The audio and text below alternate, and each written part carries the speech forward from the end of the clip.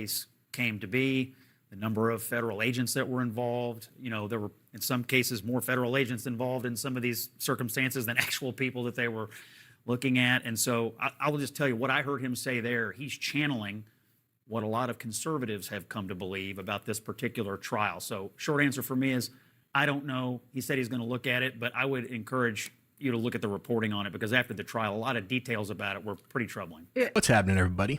Welcome to yesterday's news channel, where we watch CNN so you don't have to. Scott Jennings was back on the panel on The Arena with Casey Hunt on Thursday. Scott Jennings and the panel, that included a guest appearance by ex-Democrat Senator Doug Jones, debated Trump's recent pardons, with which, surprise, surprise, the panel took some exceptions, as well as Elon Musk's departure from Doge, his accomplishments with the agency, and lasting impressions left by his and his team's efforts. Anyway, let's all sit back, grab some popcorn, and enjoy the cool, relaxing sounds of Scott Jennings making fools of members of the mainstream liberal establishment. Or, put more concisely, CNN. Let's go. Tested whether voters liked him. The least popular thing he did was pardoning January 6th folks. But that was kind of a nothing burger to a lot of voters, because the very same day Joe Biden had pardoned his entire family preemptively. And so it's just one of those things that I think voters go, this is all disgusting, and it doesn't really move the needle. Yeah, I agree. It's being done out in the open. It's being done in the light of day. We're not doing it at the 11th hour here, or as we're on our way up to the Capitol to see the next president being sworn in. And I might add, I don't think there's any doubt who's actually signing these pardons. At the end of Biden's term, we had thousands of people that were pardoned or offered some kind of clemency for drug offenses. I have my doubts about whether Joe Biden signed all of those. And there's obviously, because of the new books that are out, clear reporting here that there was something of a Politburo running the White House at the end of the Biden administration when many of the most controversial pardons were issued. So in this case, Donald Trump, I think, is fully owning all of these decisions. And I agree with Ellie. In the Grimm case, if for no other reason than this paralysis that he suffered and the fact that he'd paid his debt, I think it's a defensible decision. And in fact, one of the factors that these career attorneys would have advised the president on is the behavior and circumstances of the person post their conviction. And someone suffering a horribly tragic injury would be exactly the kind of thing that a president ought to consider in deciding whether to grant clemency. In preparation for this, so the president today is asked whether these two should be pardoned. Here's his response. I'm going to look at it. I will take a look at it. It's been brought to my attention. I did watch the trial. It looked to me like somewhat of a railroad job. I'll be honest with you. It looked to me like some people said some stupid things. They were drinking, and I think they said stupid things. Scott Jennings, do these two people deserve to be pardoned? Well, he said he's going to look at it. I don't know. I will tell you this. When this trial was over, I read some very, very deep reporting on how this case came to be, the number of federal agents that were involved. There were, in some cases, more federal agents involved in some of these circumstances than actual people that they were looking at. And so I will just tell you what I heard him say there. He's channeling what a lot of conservatives have come to believe about this particular trial. So short answer for me is, I don't know. He said he's going to look at it, but I would encourage you to look at the reporting on it, because after the trial, a lot of details about it were pretty troubling. Yeah, go ahead. One of the problems that we've got in today's world is there's going to be deep reporting like that, Scott, on everything. I prosecuted cases, I defended cases, and I guarantee you, every case, you can find deep reporting of somebody that is going to see something that's just BS. So what I just heard from Doug Jones there is, don't look any further into the Whitmer case, because what we're telling you is obviously the truth. So don't waste your time with that. And he makes a good point. God forbid, can you imagine if we actually got to the truth?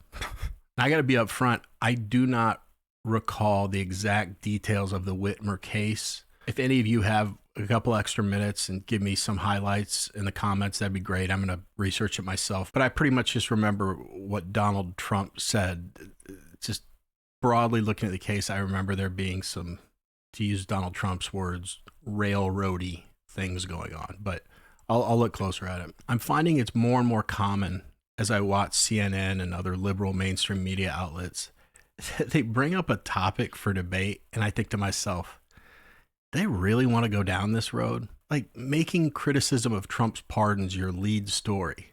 Doesn't that make you say, really, Democrats? Because we're not even close to done with the Biden auto pen scandal. They want to nitpick Trump's pardons while, as Scott pointed out, we don't even know who signed every single one of Joe Biden's pardons. Next up here, we got Scott and the Congressman are going to get into it about Doge and Elon. Back to it. Musk has become. Today, though, President Trump seemed to decline an opportunity to criticize Musk. Elon Musk, in a television interview, criticized the one big, beautiful bill, saying he was disappointed it didn't cut enough, essentially, that it undercut the Doge efforts. What's your reaction to that? Well, the reaction's a lot of things. We will be negotiating that bill, and I'm not happy about certain aspects of it, but I'm thrilled by other aspects of it. That's the way they go. It's very big. It's the big, beautiful bill, but the beautiful is because of all of the things we have. All right, my panel is back. Scott Jennings, you recently spoke to Elon Musk for a project that you are working on. Feel free to tell us about that. But this, I mean, it is interesting to me. He's a business leader who's looking at this and saying, like, this is a bad idea. Well, I did interview him. I'm writing this book. It's called Revolution of Common Sense. You can pre-order it on Amazon right now. It's out in the fall. Great Christmas gift, FYI. You know, this was on like the 100th day or so in office, and I could tell he had some frustration with some of the Republicans he'd met in Washington about their lack of enthusiasm for cutting spending. And everybody says they want to do it until you're given a chance to do it. In this particular, And then it gets hard. yeah, I mean, in this particular case, I think you can actually do both because of the way the rules of the Congress work. They can't actually do the discretionary piece in the reconciliation bill. They have to do a rescissions package. And my understanding is the Speaker of the House wants to do it. They should do that because the Doge effort is worth codifying. It's worth keeping this flame alive. All Republicans will tell you they want to see wasteful spending cut and they want to see it done on a rolling and permanent basis. So I'm still very grateful for Elon Musk and what they started, but the Congress has to pick up this ball and do it in a different vehicle. Kristen Soltis. Look, I think it's going to pass in one form or another. It's going to pass very similar to what it is. And I don't feel sorry for Elon Musk, and he complains about his Teslas. Nobody wanted to see crime and things like that. But Elon Musk destroyed a lot of lives. To me, keeping the Doge flame alive, Scott, is like somebody saying, I want to keep the Palisades fire going. This was a disaster, I think, and it's going to be hard to overcome for years. I like I like the fact that we need to kind of look at government and be more efficient. But the way that the damn chainsaw effect, We went from $4.5 trillion in spending in 2019 to almost $7 trillion in 5 years. 4.5 to almost $7 trillion. When I interviewed Elon, I said, why are you here? You don't have to be here. And he said, I'm trying to figure out a way to keep America from going bankrupt. He was very concerned about the devaluing of our currency and us spending ourselves into oblivion. And that's what every Republican should be concerned about. So he's not wrong in his concern, Senator. Did Doug Jones really just say that Elon Musk's efforts have done irreparable damage? Really? You mean cutting all those unnecessary employees that you all whined about, but no one seems to know how it's affected the government's efficiency at all, the way you claim it does? That's irreparable? What a preposterous thing to say. You know, by Casey prefacing her question by saying Trump declined an opportunity to criticize Musk, well, first, it just shows how silly their framing is. But it's also evidence that as individuals within the Democrat Party and as a whole, they don't understand that on the right, we can disagree without having to act like a snippy little baby because someone disagrees with us. But it's understandable because that's how Democrats are programmed.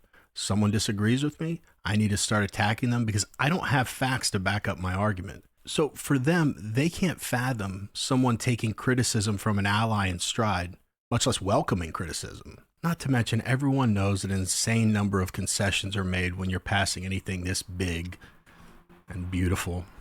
I really like how Trump answered the question, though. He said there are parts of the bill I'm not happy with, but it's beautiful because there's so much to like. That's exactly how I look at it. I know that the folks trying to pass this bill have values that align with mine, and I see a lot that I like and, frankly, some things that have to get done, making tax cuts permanent, but I'm not thrilled that it's adding to the deficit. Ultimately, my support for any bills, decisions, etc. come down to, based on the information that I have available to me, does it assist in redirecting our country back in the right direction, or is it sending it back in the wrong direction? I believe this bill falls in the former category, so I support it. And we all know that we have all the time in the world to discuss it down the road, and we will, but I think it's important for all of us to support this bill and to show a united front, which, by the way, the Democrats are incapable of doing, instead of bickering like little kids about particulars of the bill. I want to wrap up the video with this. Elon Musk is a weird guy. I'm sure there are a lot of things that I disagree with him on. I don't know if he's a Christian. I don't agree with some of his behavior in his personal life. But I'll tell you what, this man was a major contributor to the greatest comeback in the history of modern presidential politics. And if you share my values, he was largely responsible for pulling us from the brink of living in a weaker version of this country with an almost non-existent identity. I also think that he, in a very short amount of time, shed a spotlight on how rampant the waste, fraud, and abuse are in government agencies, even when you just take a cursory look. He's also exposed all the powers that be that we knew were there, but he's exposed them on both sides of the aisle that don't want anyone sniffing around their little NGO cash cows. Now all I can do is pray that the Trump administration makes it a priority to continue Doge's mission moving forward. Things move so fast these days, and things that are priority one day aren't the next, but I believe that by thoroughly auditing every single agency, eliminating waste, and holding people accountable for fraud and abuse, the American people will save a lot of money. We can significantly cut into the deficit, and this is a crazy extreme. We could have certain taxes lowered or even eliminated because there's so much additional disposable income that has been uncovered. I mean, that extreme example is how things look in my utopia. Finally, I'm just disgusted by the way Elon Musk has been maligned. None of the awful attacks on him have stuck, but enough damage has been done to his reputation for half the country that I really hope the history books paint him as the absolute hero that he is in the story of the United States. So I send out a sincere thank you to Elon Musk for your service. Fun fact about me, I drive a Tesla, A, because I think it's a pretty cool car and fun to drive, but also because I feel good supporting an American car company and a great American, Elon Musk. It sure as hell isn't because I'm Johnny Environment, I can tell you that much. But what do you guys think of this panel discussion about Trump's pardons, Elon and Doge, and just in general, do you feel the same way about Elon's service as I do? Or do you see it differently? Let me know in the comments. Anyway, that's it for this video. If you haven't stuck around this long in the video before, I currently have a goal of 20K subs by the end of June. So please do all the things to help me achieve that. You know, I normally don't ask for like and subscribe and blah, blah, blah, but I'm asking for a big push in June to get the channel where my expectations lie for it. So any help you can provide is greatly appreciated. Otherwise, as always, I really appreciate you guys taking a couple minutes out of your day to watch my video. It means so much to me. Never forget Jesus loves you. I'll see you guys.